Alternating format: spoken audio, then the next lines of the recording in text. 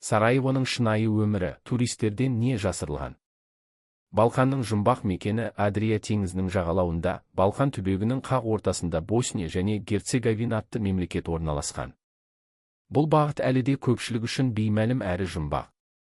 Бұл бұрынғы Югославияның құрамында болған, мұсылмандар мен христиандар ғасырлар бойы қатар өмір сүріп жатқан бірегей ел.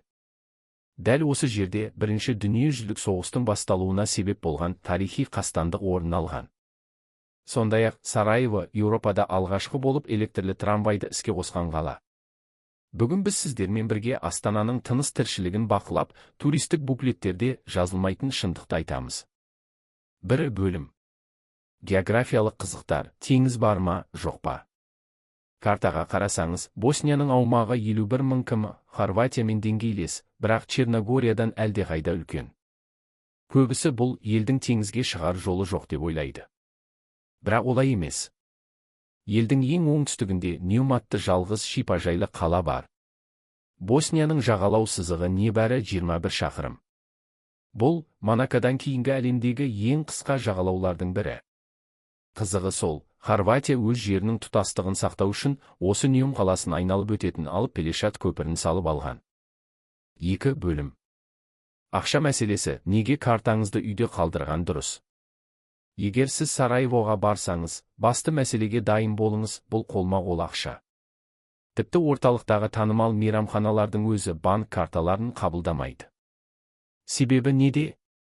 Кәсіпкерлер салықтан жалтару үшін және банк комиссиясын төлемеу үшін тек қолма-қол ақшамен жұмыс істегенді жөн көреді. Валюта, жергілікті ақша, босниялық марка кім? Бірақ еуроны да 1 еуро 2 марка курсымен қуана қабылдайды. Кеңес, жексенбі күні супермаркеттердің көбі жабық болады, сондықтан азық-түлікті сенбі күні қамдап алыңыз. 3 бөлім. Тұрғын үй, сырты ескі, іші патшадай. Сараево әуежайы өте шағын. Орталыққа таксимен жету 15-25 еуро тұрады. Саудаласуды ұмытпаңыз. Қала орталығында 4 күнге пәтер жалдау орташа есеппен 200-250 еуро. Бір қызығы, ғимараттардың сыртқы келбеті 50 жылдан бері жөндеу көрмегендей ескі көрінуі мүмкін, бірақ пәтердің іші еуропалық стильде өте заманауи жабдықталған. Ескерту, егер терезеңіздің түбінен трамвай өтсе, үйіңіз кішігірім жер сілкінісі болғандай дірілдеуі мүмкін. Бұл Сараевоның ерекшелігі. 4 бөлім. Дәм мен дәстүр, Басчаршия базары. Сараевоның жүрегі Басчаршия ауданы. Мұндағы түрік стиліндегі ескі су бұрқақтың қасында суретке түсу әр туристің парызы. Бірақ жазда кезек күтуге дайын болыңыз. Ас мәзірі, босниялықтар таңғы асқа өте майлы әрі дәмді қамыр тағамдарын жегенді жақсы көреді. Ең танымалы ет немесе ірімшік салынған бурек. Тегін су, базарда су сатып алудың қажеті жоқ. Көшедегі Осман дәуірінен қалған бұлақтардан таза, салқын суды тегін ішуге болады. Саудагерлер суды 1-2 еуроға ұсынса, алданбаңыз. 5 бөлім. Халықтың келбеті. Еуропалық Иерусалим қалада кім турист, кім жергілікті екенін ажырату қиын, өйткені бәрінің келбеті ұқсас. Босниялық әйелдер өте сәнді, күтінген және аққұба келеді. Көшеде заманауи киінген қыздарды да, діни сеніміне байланысты хиджаб немесе паранжа киген әйелдерді де жиі көресіз. Бұл қала түрлі мәдениеттер мен діндердің тоғысқан жері. Бірінші дүниежүзілік соғыстың бастауы, Латын көпірі. Біз ескі қаланың орталығымен келе жатып, бір қарағанда қарапайым көрінетін көпірге тап боламыз. Бұл Латын көпірі. Дәл осы жерде 1914 жылы әлем тарихы күрт өзгерді. Гаврила Принцип есімді серб ұлтшылы Австро-Венгрия тағының мұрагері Франц Фердинандқа оқ атты. Көрермендер, елестетіп көріңіздерші, дәл сіз тұрған жерде Бірінші дүниежүзілік соғыстың тұтануына себеп болған оқиға орын алған. Қазір бұл жерде шағын музей бар. Көпірдің жанында тұрып, тарихтың қалай жасалғанын сезіну ерекше әсер береді. Бұл Сараевоның тек демалыс орны емес, әлемдік саясаттың эпицентрі болғанының дәлелі. Соғыс жаралары, Сараево раушандары. Сараевоның көшелерімен серуендеп жүріп, аяқ астына мұқият қараңыздар. Кейбір жерлерде асфальттағы шұңқырлар қызыл бояумен толтырылған. Оларды жергілікті халық Сараево раушандары деп атайды. Бұл 90 жылдардағы сұрапыл соғыс кезінде мина немесе снаряд түскен жерлер. Қала 1425 күн бойы қоршауда болды. Бұл қазіргі заман тарихындағы ең ұзақ қоршау. Сараеволықтар бұл іздерді әдейі кетірмейді. Бұл өткен күннің қасіретін ұмытпау үшін жасалған естелік. Қаланың қақ ортасындағы көп қабатты үйлердің қабырғаларында оқ іздері әлі күнге дейін тұр. Тұрғындар сол үйлерде әлі де тұрып жатыр. Бұл өмір мен өлімнің, өткен мен бүгіннің таңғажайып контрасты. Бағалар шындығы. Қалтаңызға қанша ақша керек? Енді прагматикалық дүниелерге көшейік. Сараево Еуропадағы ең арзан астаналардың бірі болып саналады, бірақ мұнда да өз айлалары бар. Тамақтану орташа есеппен бір адамға толық түскі ас чевапи, салат және сусын 7-10 еуро шамасында болады. Егер сіз базардың қақ ортасындағы туристік мейрамханаға барсаңыз, баға 2 есе қымбат болуы мүмкін. Кофе мәдениеті. Босниялық кофе бұл бөлек әңгіме. Оны түрік кофесімен шатастырмаңыз. Оны арнайы мыс ыдыстарда джезва ұсынады. Бір шыны кофе шамамен 1,5-2 еуро. Кеңес: егер сіз сувенир сатып алғыңыз келсе, базардың шеткері жағына барыңыз. Орталықтағы Сибил су бұрқағының жанында бағалар туристер үшін арнайы көтерілген. Қалалық транспорт. Трамвайдағы шытырман оқиға. Сараевоның ескі трамвайлары бұл қаланың символы. Бірақ сақ болыңыз.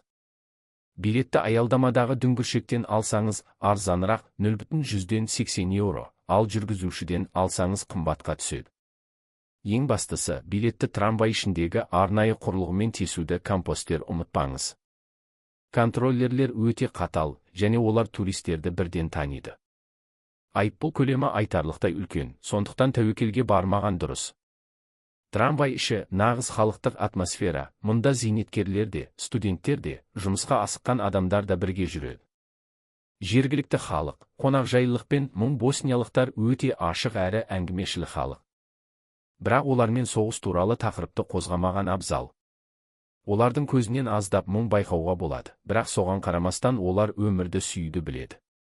Көшедегі жастар өте заманауи. Қыздардың сәнділігіне таңғаласыз, олар Еуропаның сән астаналарынан қалыспайды. Сонымен қатар, мұнда діни төзімділік өте жоғары.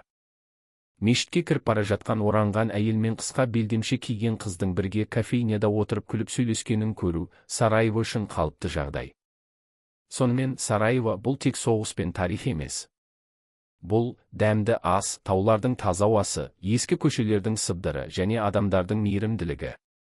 Иә, мұнда жолдар мінсіз емес, үйлердің сырты ескі, бірақ бұл қаланың өз жаны бар. Егер сіз шынайы Еуропаны, оның барлық кемшіліктерімен және сұлулығымен көргіңіз келсе, Сараевоға жол тартыңыз. Бұл саяхат сіздің дүниетанымыңызды өзгертері сөзсіз. Күн батып қалаға ымырт үйірілгенде Сараево мүлдем басқа кейіпке енеді. Ескі қаланың тар көшелеріндегі шырақтар жағылып, кофейнялардан шыққан хош иіс пен адамдардың күлкісі бүкіл аңғарды толтырады. Егер сіз қаланы алақандағыдай көргіңіз келсе, міндетті түрде сары бекініске көтеріліңіз. Ол жерден ашылатын көрініс сіздің деміңізді іштен алдырады. Тау бөктеріндегі мыңдаған үйлердің оттары жыпылықтап, аспанмен астасып жатқанда Сараевоның қаншалықты тылсым екенін түсінесіз. Иә, бұл қала көп қиындық көрді, бірақ ол сынған жоқ, ол қайта түлеп, өмірге деген құштарлығын жоғалтпаған. Түнгі Сараево бұл романтика мен мұңның, тыныштық пен энергияның үйлесімі. Достар, біздің Сараевоға жасаған саяхатымыз өз мәресіне жетті. Бұл қала бізге не үйретті? Біріншіден, тарихты ұмытпауды, бірақ болашаққа сеніммен қарауды. Екіншіден, қарапайым нәрселерден, бір шыны кофеден, таза ауадан және жылы жүздесуден ләззат алуды. Босния мен Герцеговина бұл тек географиялық нүкте емес, бұл үлкен сабақ. Мұндағы бағалардың тұрақсыздығы, картаның өтпеуі немесе ескі үйлердің қабырғасы сізді шошытпасын. Өйткені мұнда ең басты байлық адамдардың шынайылығы. Егер сіз демалыстан тек жайлылық емес, жаңа ойлар мен сезімдер іздесеңіз, Сараево сізді күтеді. Ал сіз осы видеодан кейін Боснияға баруға жүрер ме едіңіз? Әлде күмәніңіз бар ма? Пікір қалдыруды ұмытпаңыз. Біздің келесі шығарылым Балқанның тағы бір құпиясына арналады. Көріскенше күн шуақты болсын. Арнамызға жазылып, бізбен бірге болыңыздар.